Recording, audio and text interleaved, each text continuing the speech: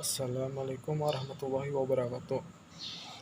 Perkenalkan, nama saya Wildan Wahyu Pratama dari Teknik Informatika. Saya akan menjelaskan materi tentang demokrasi terpimpin pada masa ke masa untuk memenuhi syarat tugas mata kuliah kewarganegaraan. Saya sudah membuat PowerPoint-nya. Ya, langsung saja. Ya, ini PowerPoint-nya. Saya langsung saja menjelaskan.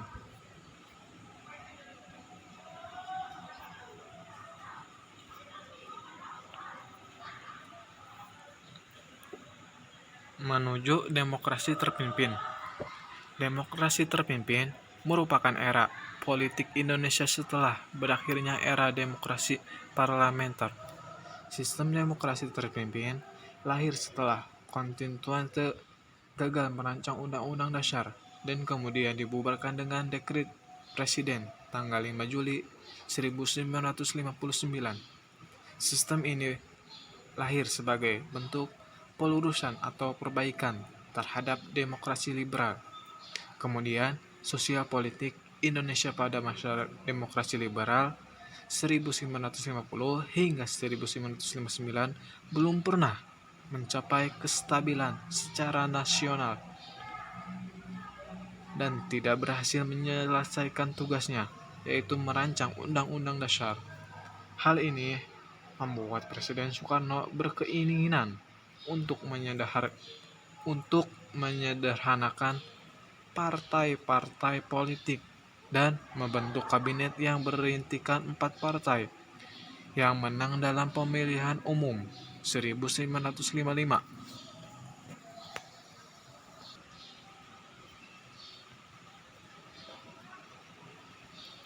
Pada tanggal 21 Februari 1957, Soekarno dihadapkan pada tokoh politik dan tokoh militer, menawarkan konsepsinya untuk menyelesaikan dan mengatasi krisis-krisis kewibawaan pemerintah. Dalam konsepsinya, Presiden Soekarno menghendaki dibentuk kabinet berkaki 4 yang anggotanya terdiri dari wakil-wakil PNI, Masyumi, NU, dan PKI.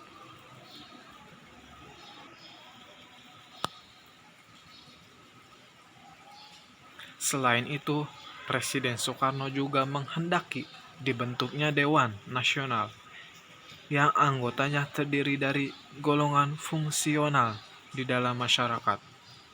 Beliau juga menekankan bahwa demokrasi liberal merupakan demokrasi impor yang tidak sesuai dengan jiwa dan semangat bangsa Indonesia.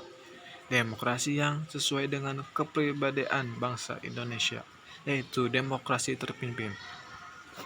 Gagasan Presiden Soekarno ini dikenal sebagai konsepsi Presiden 1957.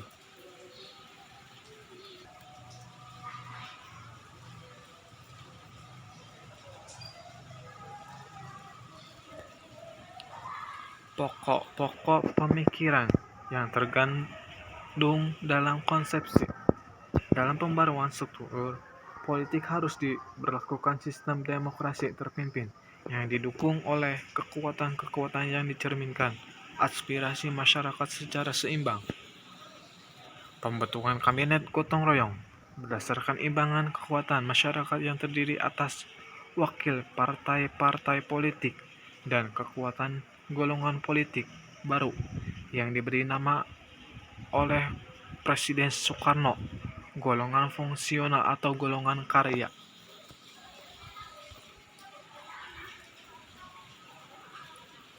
Upaya menuju demokrasi terpimpin.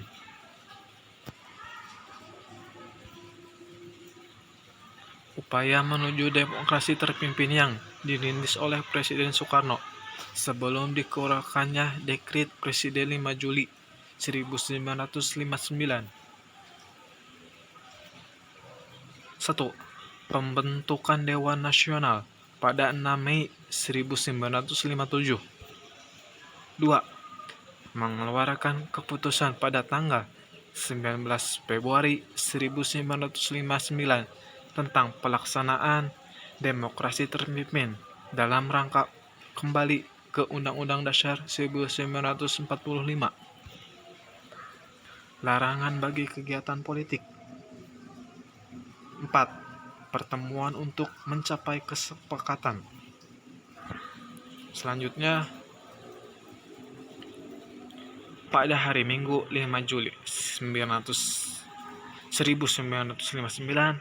Presiden Soekarno mengumumkan dekret yang memuat 3 hal pokok, yaitu 1.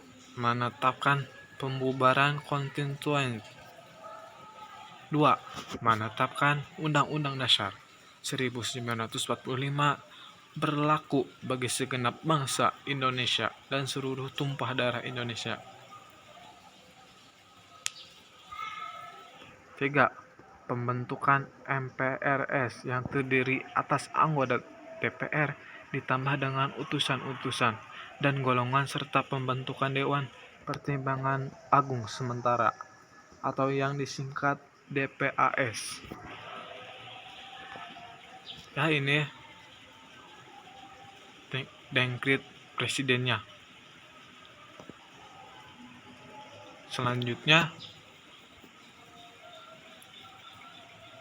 tujuan dikeluarkan dekret yang tadi. Tujuannya dikeluarkan dekret adalah untuk menyelesaikan masalah negara yang semakin tidak menentu dan untuk menyelamatkan negara. Reaksi dengan adanya dekret presiden. Rakyat menyambut baik sebab mereka telah mendambakan adanya stabilitas politik yang telah goyah selama masa liberal. Mahkamah Agung membenarkan dan mendukung pelaksanaan dekret presiden. KSAD meminta kepada seluruh anggota TNI AD untuk melaksanakan pengamanan dekret presiden. DPR pada tanggal 22 Juli 1945 secara aklamasi menyatakan kesediaan untuk melaksanakan Undang-Undang Dasar 1945.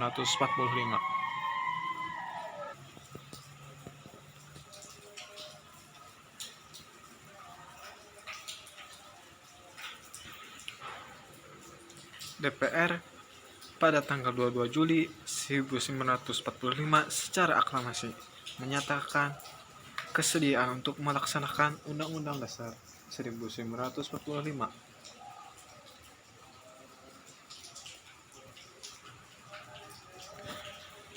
Dampak diberlakukannya dekret presiden 5 Juli 1945.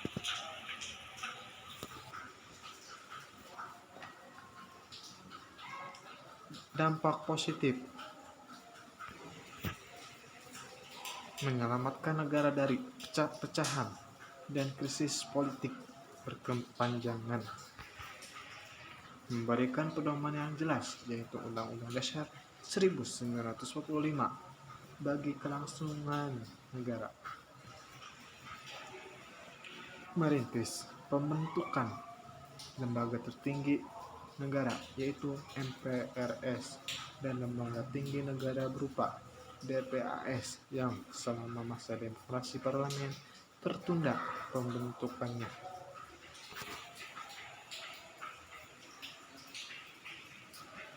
Dampak negatifnya yaitu ternyata Undang-Undang Dasar 1945 tidak dilaksanakan secara murni dan konsekuen. Undang-Undang Dasar yang seharusnya menjadi dasar hukum konstitusional penyelenggara pemerintah, pelaksanaannya hanya menjadi slogan-slogan kosong belaka, memberi kekuasaan yang besar pada presiden, MPR, dan lembaga tertinggi negara. Hal itu terlihat pada masa demokrasi terpimpin dan berkelanjutan sampai Orde Baru. Memberi peluang bagi militer untuk terjun dalam bidang politik secara dekret. Militer, terutama Angkatan Darat, menjadi kekuatan politik yang disegani. Hal itu semakin terlihat pada masa Orde Baru dan tetap terasa sampai sekarang.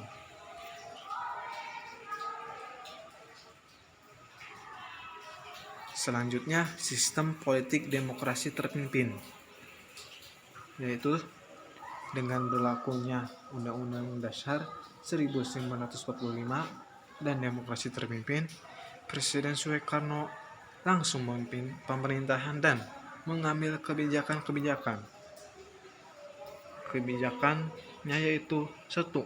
Kabinet Kerja, 2. Dewan Pertimbangan Agung Sementara DPAS, 3. Ideologi demokrasi terpimpin, 4. Majelis Pemusyawaratan Rakyat Sementara atau MPRS, DPR Gotong Royong atau DPR GR, Front Nasional, pengintegrasian lembaga-lembaga tinggi dengan eksekutif. Terakhir, Musyawarah Pembantu Pimpinan Revolusi atau MPR.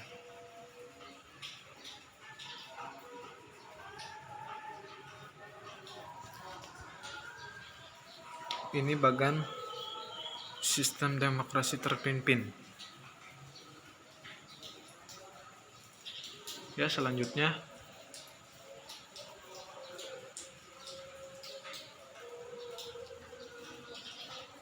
menurut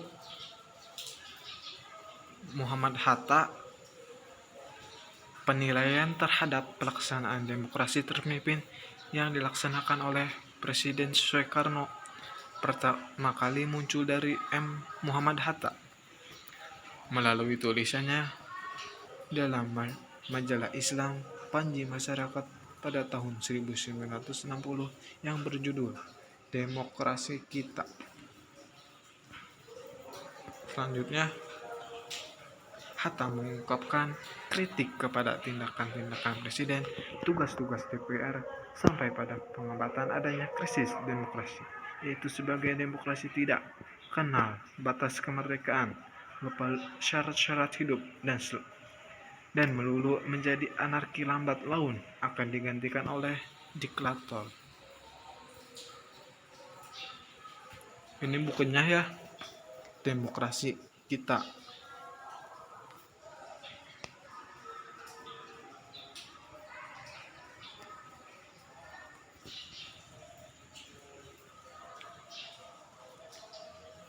Ya, cukup sekian dari narasi saya. Bila ada yang tidak dimengerti, mohon maaf. Terima kasih. Billahi taufiq wal hidayah. Wassalamualaikum warahmatullahi wabarakatuh.